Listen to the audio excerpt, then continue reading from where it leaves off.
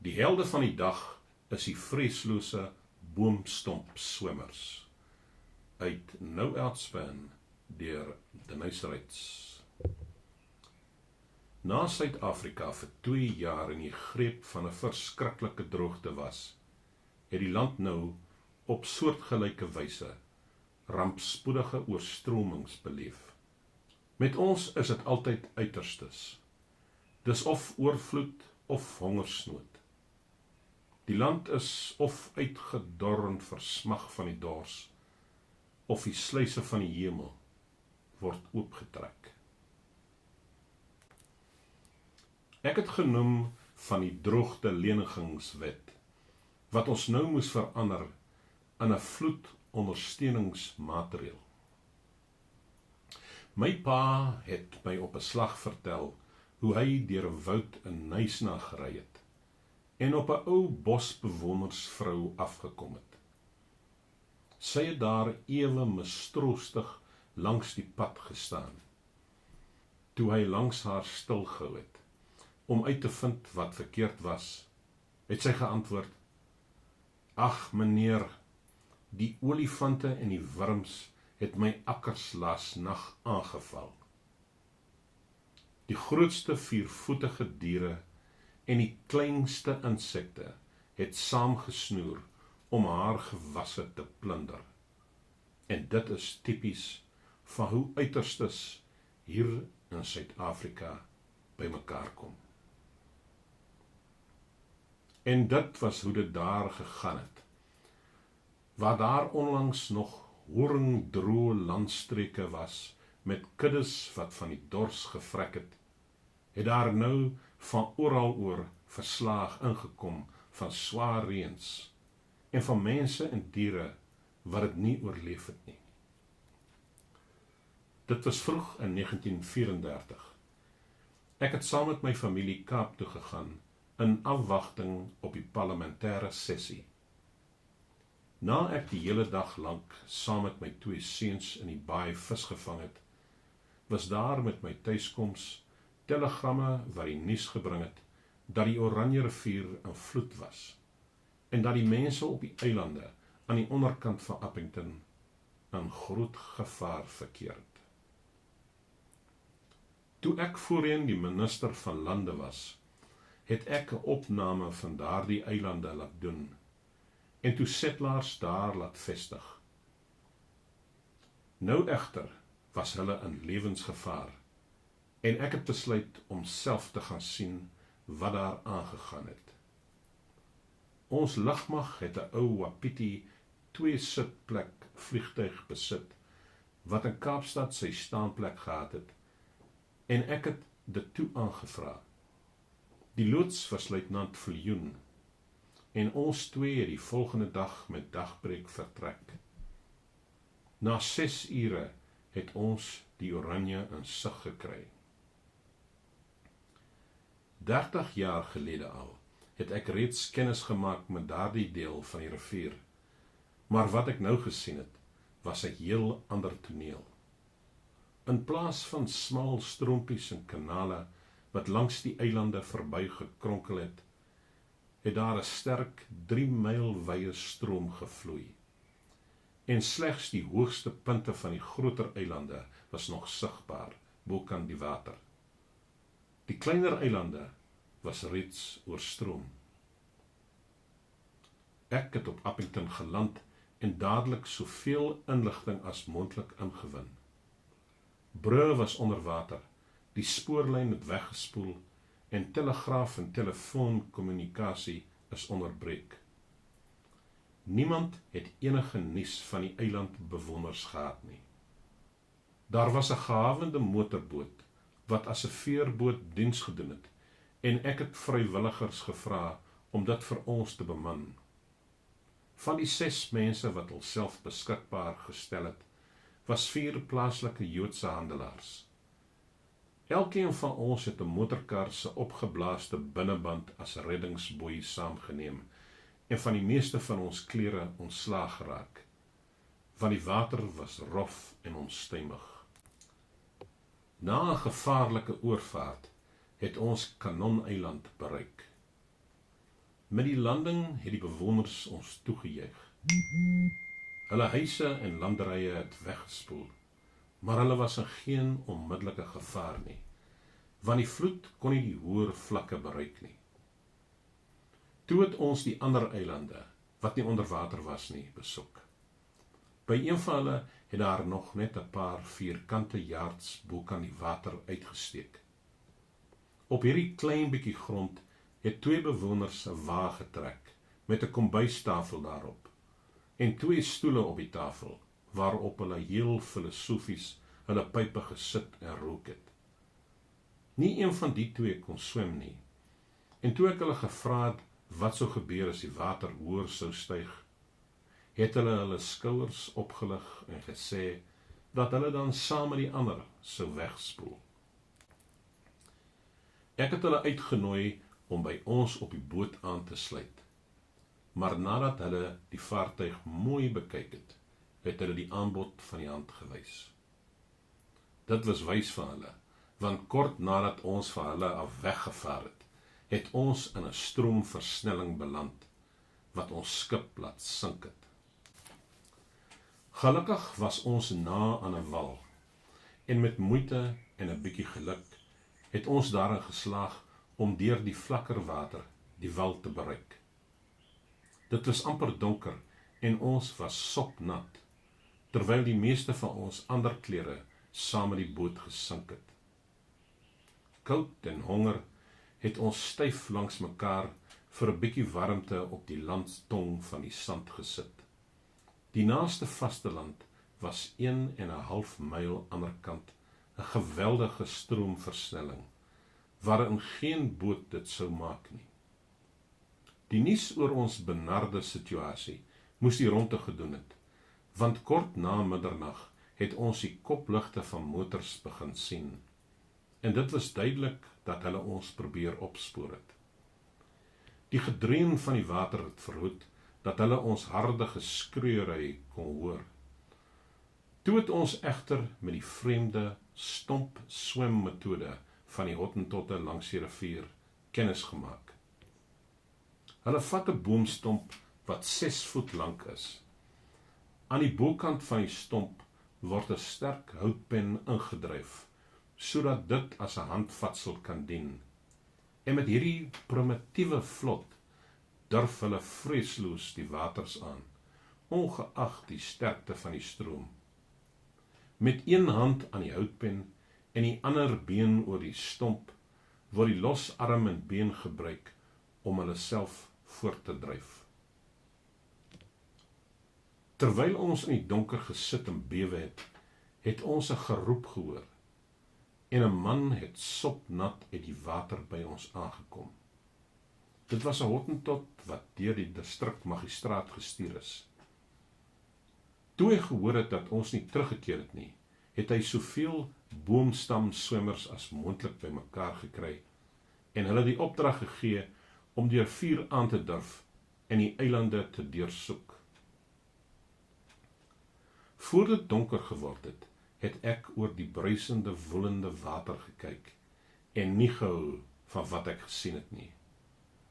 Rotsslae onder die water het die stroom in golwe van 10 tot 15 voet hoog opgebreek, en om helder oordag hierin rondgesmyt te word, het onverskrokkenheid vereis. Maar die Hottentot swemmers, sorgwekkend wydspeen oor hulle boomstompe, het nie gehuiwer om die oorvaart in die donker aan te durf nie. Die man wat ons bereik het dit as iets onbelangriks afgemaak, en toe ons hom vertel het wat ons aan hom wil oordra, het hy die stroom weer aangedurf en die nag in verdwyn. Hy het sy terugtog veilig voltooi, want nie lank na dagbreek nie, het ons 'n groot boot met 'n Hottentots bemanning van die bokant van die rivier af sien aankom.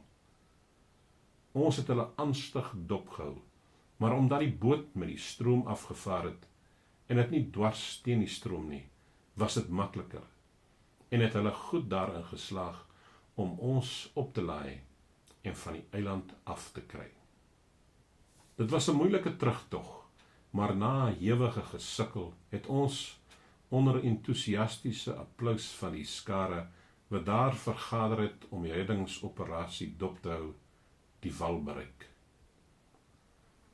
Daar is aan my gesê dat hierdie swemboomstompe soos familie-erfstukke van pa na seun oorgedra word.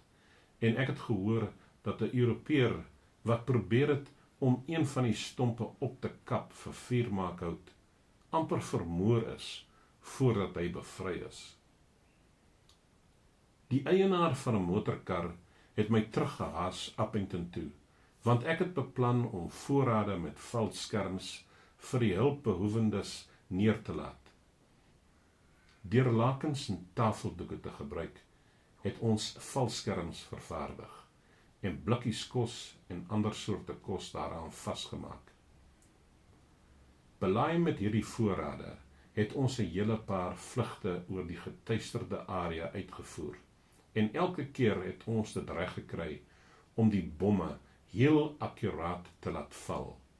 Ek kon ons mans en vrouens en kinders sien hardloop, om dit te gaan optel, en met ons verbyvlug het hulle uit dankbaarheid vir ons gewaai. Nadat ons hulle so goed as wat ons kon van lewensmiddels voorsien het, het ek die volgende dag afgegaan na die rivier toe, om te sien wat met die konstruksiewerk by Vioolsdrif gebeur het. Soos voorheen het ons verby Kanon-eiland en die ander eilande gevlieg, en toe af na Keimus en Kakamas, waar ek ons saglike skade kon sien. Kort verby Kakamas het ons 'n enorme rookpluim in die lug waargeneem. Dit was watersproei wat vanuit die Ograbies waterval opgestyg het. Ons het daarom gesirkel vlieg en opgemerk dat aan die bokant van die waterval die rivier 3 of 4 myl breed was. En van daar af het die water die kloof binne gevloei en by die canyon afgestort, 500 voet na benede. Dit was 'n asemrowende toneel, en ek glo dat ek en my loods die eerste mense was wat die Ograbies vanuit die lug en vloed gesien het, want gewoonlik wanneer dit reën, is dit onmoontlik om daar naby te kom. My rekord om in die ravyn op te swem het steeds gestaan. Ons het verder rivier afgevlieg en na ruk was ons oor Goodhouse.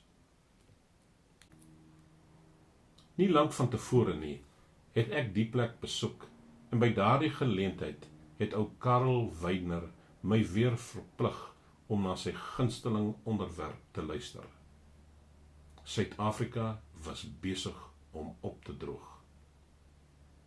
Toe ons oor sy plaas gevlieg het, was sy boorde en landerye onder water en slegs die dak van sy plaaswoning het uitgesteek. Die arme kerel het daar op 'n bultjie sonder sy baadjie die verwoesting gestaan en gade geslaan.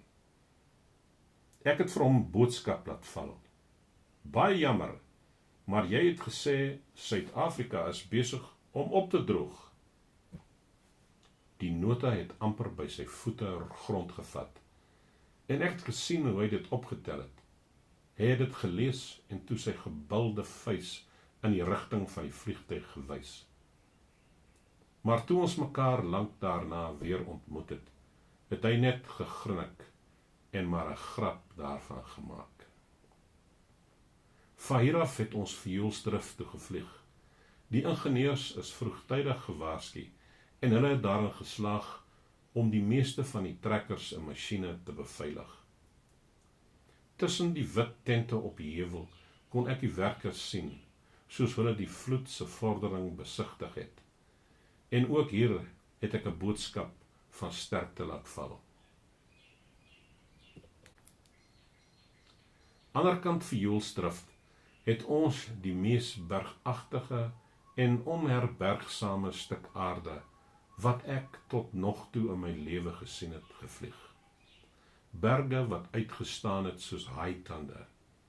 En dit was juis op daardie oomblik dat ons engine besluit het om ons die skrik op die lyf te jaag. Daar was 'n opeenvolging van harde knalgeluide en 'n geklop wat gevoel het of die masjien aan stukke geruk is. Ek kon met luitenant Viljoen by wyse van die oorfone kommunikeer, en ek het hom hoor sê, "Jammer meneer, masjienprobleme." Dit was maar te duidelik, en 'n oomblik daarna het hy gesê, "Meneer, ek is bevrees, ons sal moet spring."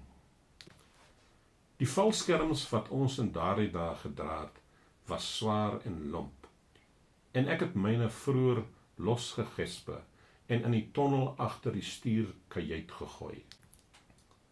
Dit was nie maklik om in daardie beperkte holte af te kruip nie, maar binne sekondes het ek hande viervoet dit tog gedoen en die ding in die hande gekry. Die gehoes en geproes van die engine het nog aangegaan. En laat ek maar sê, die gedagte om uit te spring en af te val na daardie afskrikwekkende bergreeks toe, was angswekkend. Ek het die oorfone skuins teruggeplaas en kon net die loods se stem flouweg hoor sê dat ek nie moes spring voordat hy sy hand omhoog gehou het nie. Ten spyte van die skoppende en rukkende silinders het die skroef nog gedraai en luitenant Viljoen het die Wapiti se neus lugwaarts gehou. Hy het geklim tot die engine die gees gegee het, en in die betreklike stilte wat gevolg het, het hy oor die oorfone gesê dat hy gedink het, ons sou dit maak. Ek het nie geweet wat hy bedoel nie, maar toe ek vore by die venster uitgekyk het, het ek in die verte die Atlantiese Oseaan sien glinster.